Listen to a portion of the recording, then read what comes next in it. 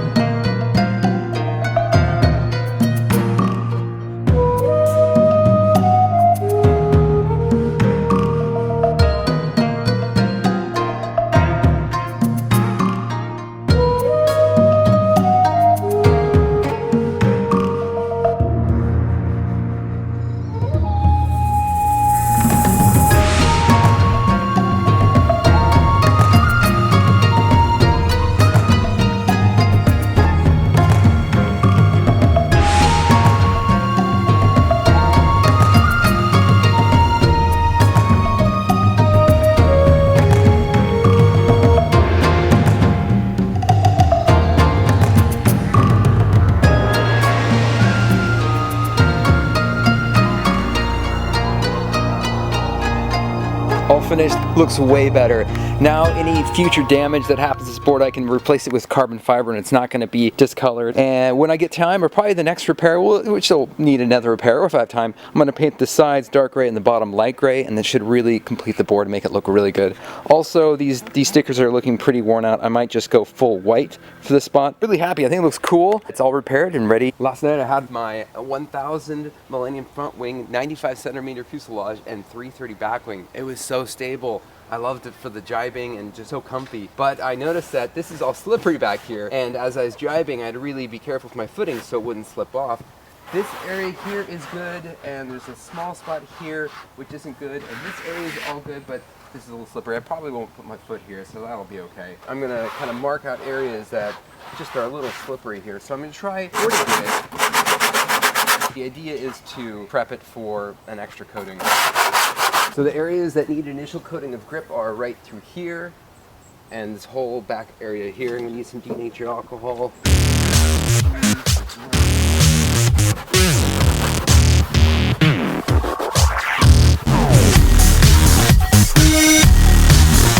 Andy recommended a really cool idea to do a coating. Pretty much I put down the coating, I'm going to put my black pigment in so it maintains the finish I want, and just sprinkle salt on top and make sure it's a nice full coating. That way the texture will be in the really super strong resin and will just rinse off afterwards. So it will just kind of be a two-part process. The coating, I'm going 3-to-1 with black pigment added, and this will give me a nice fast hot coat. So this coat does not have to be pretty. I'm going to pay attention to the edges, but I just need to get this down smooth and down. That's what I'm kind of going for. The coating is down.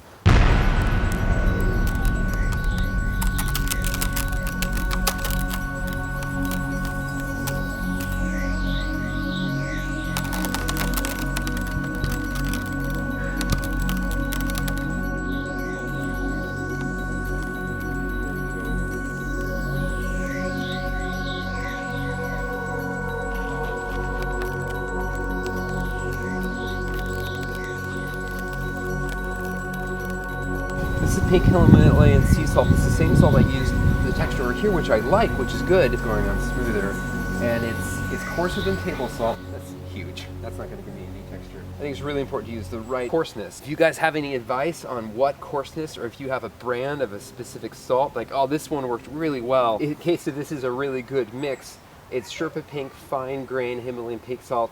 Definitely not something I want to use as a throwaway salt. This stuff is really nice. So probably table salt at the right thickness is what you'd want to use if you're going to do a lot of coatings, or if it's going to be a regular thing. I'm using a lot less of this than I would use the rock salt. I already can see the resin epoxy mixing in with the salt and making a good texture already. I definitely don't like the big salt. So this does say fine grain, but you can see there's definitely, it's a little thicker. So a blend between coarse and fine. Definitely don't want to use too much, because the salt is awesome. It tastes so good. Yeah, this is working so much better than when I pre-mixed it. It's good, there's no shiny spots, and it looks like there's already a lot of texture in here. I'll wait for it to fully cure, then I'll rinse it off. Oh, also, don't use sugar because it can attract hornets. If you find a mix of salt that's uniform, I think you'll have a much better result with the traction. I'm gonna vacuum before I rinse it off, just so I don't make a huge mess in the yard. Oh, okay. Looks like a lot of this is sticking. So most of this is going to vacuum rinsed off. I bump up the exposure a little bit. Here's an example of why this super thick coarse stuff is not a good idea. It did make a divot. I actually just removed a big chunk of rock salt, but all around here is totally shiny.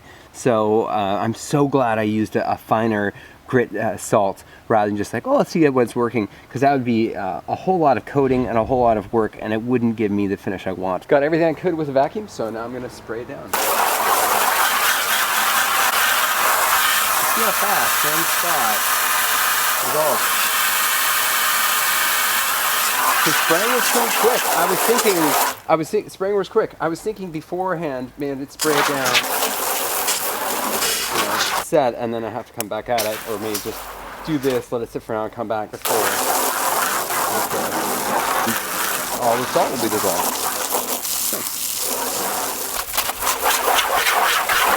Looks good. This is ready for the water. If you are doing this with the epoxy resin and then putting down a salt, I recommend putting a pigment on it, because epoxy can discolor. There are better resin epoxies that don't discolor as much, but regardless, putting a color in there will increase the UV protection. I hope this will last a long time. It seems like the stock coatings have always lasted longer than the aftermarket coatings, I think because stock coatings use an actual like resin epoxy, not just a spray can formula. If you only had the choice between fine salt or a coarse salt, I would lean towards a finer salt, but it might be worth going to the actual grocery store and trying out a few different styles. I've had this board out for a few sessions, and this board has fierce grip.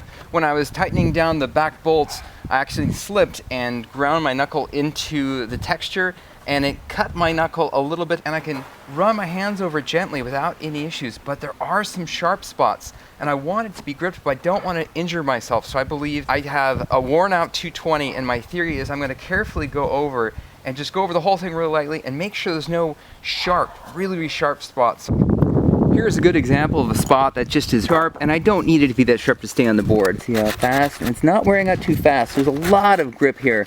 With the sandpaper, I don't want my foot to be the sandpaper. As I sand, I'm going to sand in multiple directions, so that will make a difference. There we go. Now I've got good grip, and I don't think I'll cut myself. Okay, we're going to work on this area. So since I want to sand this in all directions, I think I'm going to go a circular motion as far as how quickly it could take out these really sharp spots. Nice. This section's good. A lot of this looks like these sharp shards are from the salt used for ice cream. So if I had the whole thing done in the medium salt, or maybe even went for a slightly finer grade, this sanding might be completely unnecessary. It might give me the exact coating I want without any sharp shards. This will be much better than getting a cut. Yeah. Nice. I'll go over the whole board using this technique. Oh, this coating feels like I've got good grip, but it's nowhere near as sharp. I can rub my hand with more pressure across it without there being any issues.